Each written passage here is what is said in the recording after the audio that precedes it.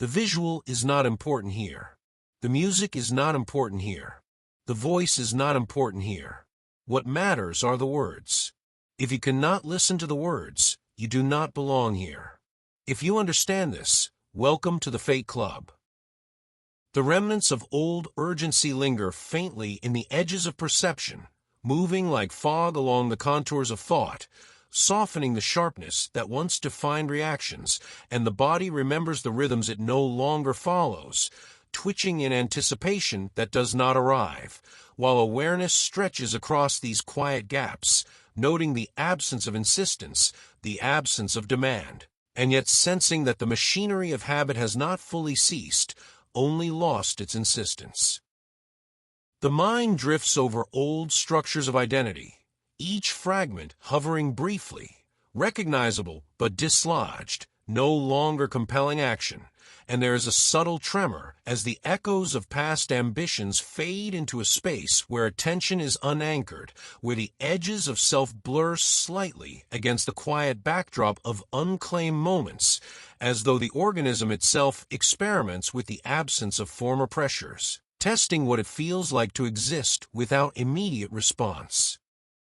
The pulse of expectation has thinned, leaving intervals in which thought lingers without compulsion, noticing the residue of effort expended in worlds that no longer respond in the ways they once demanded, while muscles recall the patterns of tension and release, and yet discover the intervals between moments of suspension that reveal how much of the body had been held in a state of alert for reasons no longer active, the mind and flesh co-adjusting to the softer currents, the quieter imperatives, the shift from a world defined by necessity to a world defined by residual traces, and these traces themselves become objects of observation, neither ignored nor acted upon, simply present, subtle, uninsistent. Movement is measured differently now, as if gravity itself has altered its relationship to effort, and even the sense of time is stretched in these unclaimed seconds, neither fast nor slow, only extended, where decisions once instant now drift, folded into layers of observation, and the mind registers the tiny hesitations that were previously invisible, noticing that old pathways of reaction, though intact, are lightly veiled by the quiet drift of attention, and the organism becomes attuned to the gaps, to the interstitial spaces between stimulus and response, as if learning the contours of a new geometry of existence, a form not yet named, not yet mapped, yet slowly shaping the sense of self that remains after urgency has loosened its grip.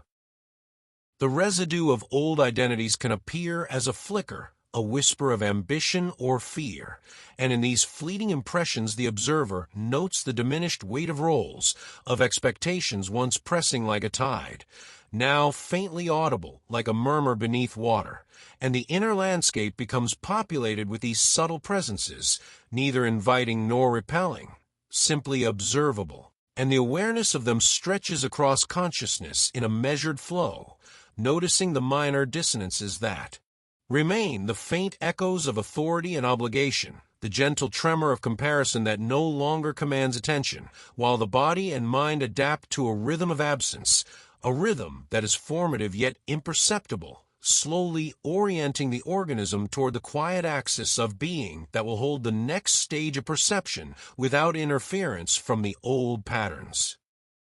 Thought itself feels less urgent, as though the chemical architecture of expectation has thinned, and impulses that once erupted now pass like faint currents, acknowledged without compulsion, observed without action, while the senses remain alert yet untriggered, registering stimuli without insistence.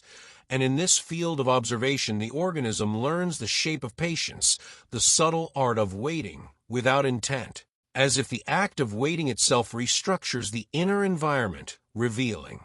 a latent elasticity in perception, a softness in the edges of attention, a pliancy in the rhythms of response that had been rigid, and the mind begins to recognize the space between impulse and action as a terrain to inhabit, not a threshold to cross, not a test to endure, but simply a locus where the organism measures itself against absence, noting how much has been unneeded all along. Residual patterns of identity persist, but no longer dictate motion.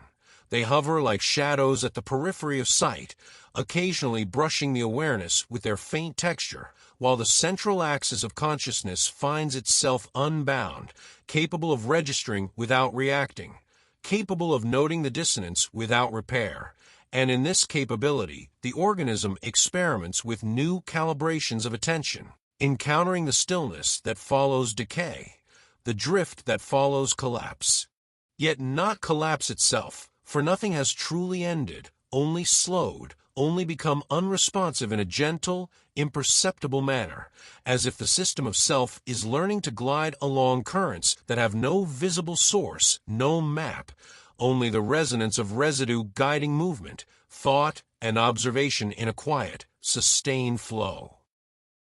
The sense of self, though unbroken, is permeable now, allowing fragments to float without attachment, and the body accepts intervals without filling them, observing the echo of prior exertion without demand for repetition, noting the faint tension in joints, the ghost of schedules that no longer matter, the internal measure of endurance that continues to pulse without the accompaniment of expectation. And in this measure the organism becomes fluent in the subtle language of what remains, what persists beyond necessity, what drifts without origin or terminus, while awareness tracks each small variation,